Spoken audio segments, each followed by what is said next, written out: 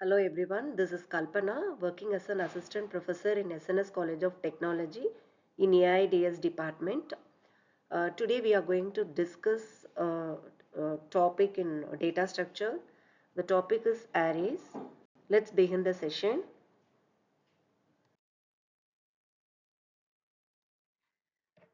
So just consider a scenario if you want to store a single data, that is let's say for example I am going to store uh, a value 10 in a computer system. So uh, how many variables I require to store a single data? Just to store this 10, I am in need of a single variable, let's say a. Okay. For example, if I am going to store four data items, 10, 5, then 20, 30. So something like that, I'm going to store four data items. I'm in a need of obviously four variables.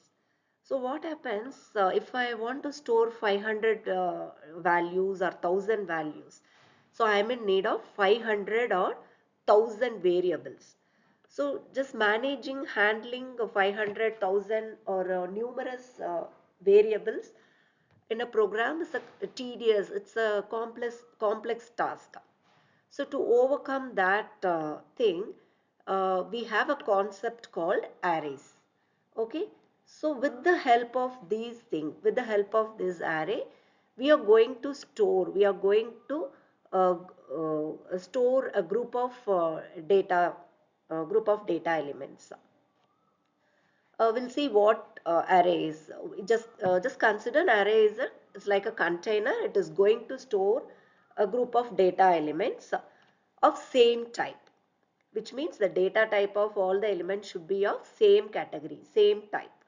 If you want to store numerical values, you can store in an array. If you want to store float that like 3.2 or else 4.5, something like floating point value, all the value should be of floating point.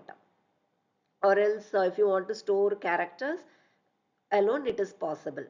So it acts as a container. Okay. So we say it is a collection of specific number of same data type. As I told you, if you want to store numerical values or any character text, it is possible with arrays.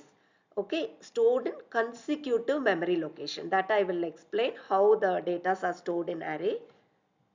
And one more thing, this array is a static data structure, which means here when I say static, which means you have to define the size initially. You should know the size of the array, how many elements you are going to store approximately. Either you should know in prior, before declaration itself. For example, I am going to handle 500 data items, 1000 data items or 3000 data items. In prior, you should know. So based on that, when you declare array, so the memory locations will be allocated. So that is, we call it a static data structure. And next is arrays are good for storing multiple values in a single variable. So more than one value we can store in array. So that is the main advantage of arrays.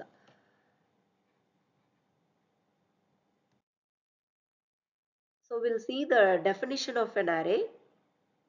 So an array is defined as a group of similar data items. As I told you,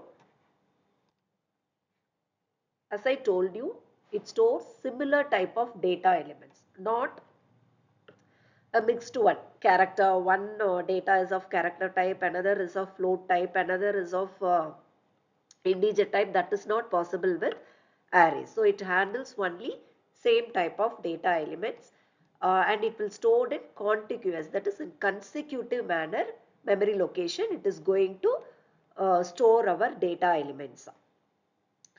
So we say arrays are the derived data type because it holds the primitive type of data items such as integer, character, float, double, etc. So we call it as we are going to store data types like character, integer, float. So we call this as array as derived data type.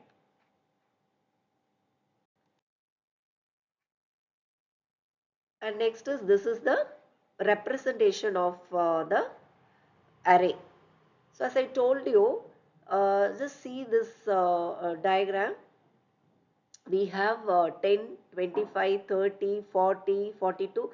These are all the elements. So these are all the elements I am going to store here. So it is possible because 10, 25, 30, 40, 42, these are all coming under integer category. Okay.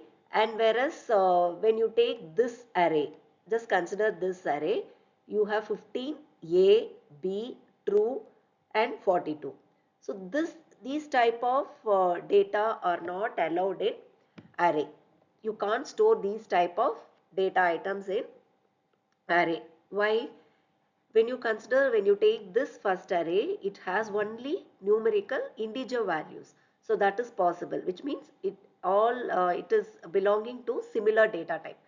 But when you consider this second array, 15 is of integer type, A, B, these comes under character data type, true comes coming under boolean data type, and 42 again it is coming under integer data type. So here we are handling with numerous data types, okay, n number of data types. So that is not possible. Here all are belonging to different data types. So that is not allowed in arrays. So this is the major representation of array and purpose of array. So in next session we will discuss what do you mean by contiguous memory location, how the memory is being allocated for the data item in computer. Thank you.